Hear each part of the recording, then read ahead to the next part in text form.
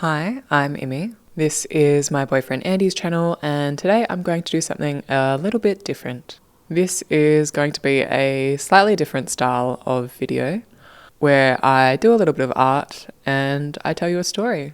One that I can pre-warn is a little bit embarrassing to me, but my idea is that I'm going to reclaim ownership of it, and hopefully by talking about it, it helps me deal with some of the embarrassment around it. So we will see how that goes. For a bit of context, I love to paint and draw. It's not something I do a lot of at the moment. I do it in little bits and pieces because I've been really busy with the business and helping Andy out and trying to grow this community. But it's definitely something that I dabble in. And for those of you who are existing members of the audience, you will know that we talk a lot about kink and BDSM and sex, as well as spirituality, self-development, all sorts of things. But coming back to the topic of kink and sexuality, we have a pretty well-stocked sex toy cupboard. And in said cupboard, we have plenty of costumes for roleplay or just to dress up, like lingerie, so that I can feel sexy. And the way that we like to store them are in these little clear plastic cases. But with said clear plastic cases, sometimes it's not always clear what costume or outfit is in the case. And so for a little while, there was a picture of me wearing the costume and we'd stick it on the front of the little clear case.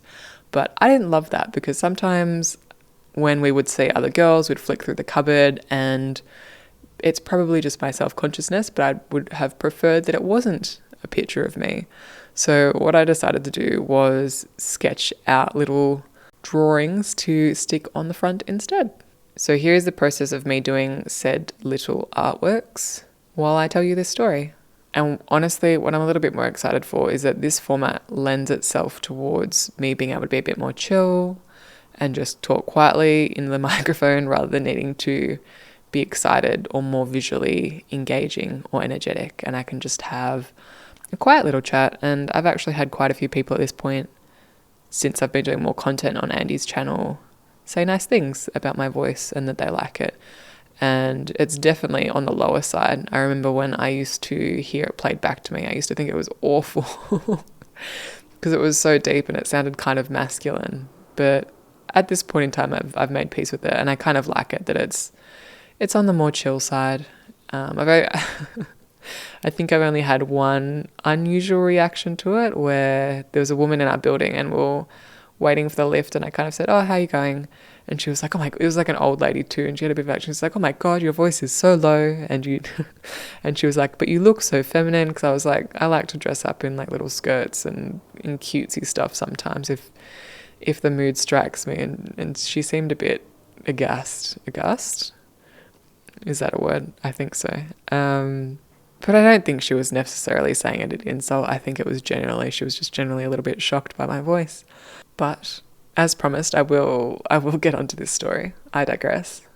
My mother, who I call mother sometimes, and Andy thinks that's ridiculous, she thinks that this is hilarious. At the time she did not, but now she loves to embarrass me and tell this story to new people, and I often try and get her to shush, but it amuses her, so I let her have her fun sometimes. So a bit of context, I have spoken about this in previous videos, but I was a pretty horny little kiddo. I guess my whole sexuality journey, which I have spoken about in previous content, I was big into anime and manga, and I cosplayed. I was definitely a weeaboo. And I went to a trip to Japan in largely to live out said weeaboo fantasies, but naturally, as somebody who was into all of that stuff as a kid and spending a bit of time on the internet, I think there is a bit of a stereotype that Japanese culture has some pretty interesting stuff when we're talking about hentai, and you can go down some pretty curious paths. And I naturally explored that path because stuff was a little bit interesting and kinky, and that definitely piqued my interest as somebody who was going through all of the changes as a teenager. And that got pretty intense pretty quickly, with a little bit of searching and often not knowing what I was searching for. And trying to describe in words what I was seeing, because I didn't know the terminology for a lot of things. But eventually it led me down to a path where I was reading some pretty hardcore smut, and a lot of that was fan fiction. I was watching a bit of hentai. It was just a lot of hardcore things going on, a lot of BDSM and kink and stuff beyond that. We're thinking like tentacle porn and lots of extreme things. And I actually don't know how it came about, but I had a few friends who who shared similar interests to me. We were in the same things, but often that meant that we would swap good fan fiction, or if we found a story that one of us liked, we would share it with the others. And so we read, and we each dabbled a little bit in our own writing as well. I would draw manga characters in like my high school workbooks, and sometimes do a bit of creative writing too when I got bored in class. And to hide all of my not safe for work creative pursuits, I would often just write it in the middle of my workbooks, because it was pretty inconspicuous. And if it was just normal handwriting, at a surface level, at a glance, it just looked like I was doing writing. And this little tactic served me quite well for quite a while. It was a fun little pastime. And I knew that, like, some part of me knew that these interests were a little bit odd for my age. I was aware that it was quite extreme. Some part of me knew that. But I did have my little weird group of perverted friends that made me feel a little bit better about it all. So I really didn't think much of it. And funnily enough, I was, as you could probably tell from all of this context, a bit of a dorky kid. I was a bit socially anxious. I was a band nerd, so I played a few instruments and wasn't super sociable outside my friend group, as I think most high schoolers are. But I definitely wasn't a cool kid, and so certainly wasn't the type to actually try and explore any of this, because I was way too fucking awkward. But I did definitely have like all of these fantasies of meeting people that were into this. I remember Googling like how to know if somebody's into kink. And obviously at the end of the day, I did meet Andy. And so I think my younger self would be thrilled to know that how much that I've explored, and the decked out sex toy cupboard that we have. But I think at the time I was very much in the mindset of, I'm in high school.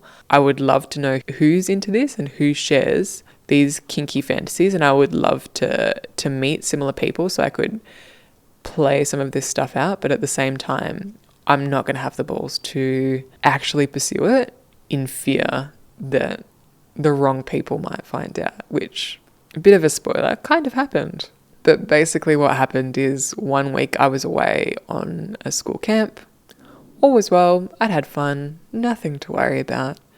And my mum was picking me up, so pillow in hand, I got off the school bus, coming back from camp, and was walking back to the car with my mum. And then there was the heart-stopping words of, I'd like to talk to you about something. She sat me down in the car once we got to the car, and we weren't going anywhere, we were having a conversation. And she'd said something along the lines of, I found something written in your history book. And immediately I knew exactly what she was talking about. And part of me wanted to crawl up and die at that moment. The panic definitely set in. I think it's that point where your brain just goes frantically searching for like, shit, how do I get out of this? How do I get out of this? And I think I remember myself on the spot making up some terrible excuse, being like, oh, that wasn't, I think I actually threw one of my friends under the bus, and I was like, oh, that wasn't my friend wrote it. And I was like, no, I know that that's your handwriting. And I think I'd probably fumbled around for equally as bad excuse, but eventually I had to own up to it. And needless to say, it was a terribly awkward conversation. She wasn't mad. She wasn't angry. And it was actually, in hindsight, it was very sweet. She was just worried. She awkwardly, because I don't think my mum liked talking about this either. Obviously, I got my awkwardness from somebody. But she awkwardly tried to ask, like, is something happening? Is there something I need to know about? Is somebody showing you, like, is there anybody? Are you okay?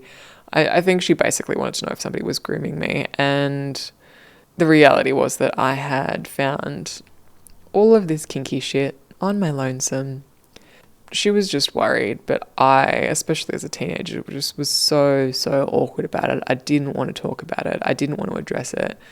And obviously I couldn't opt out of this conversation.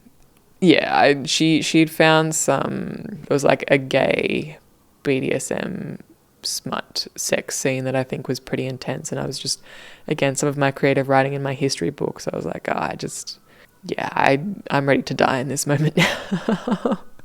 My little like 14-year-old self is mortified.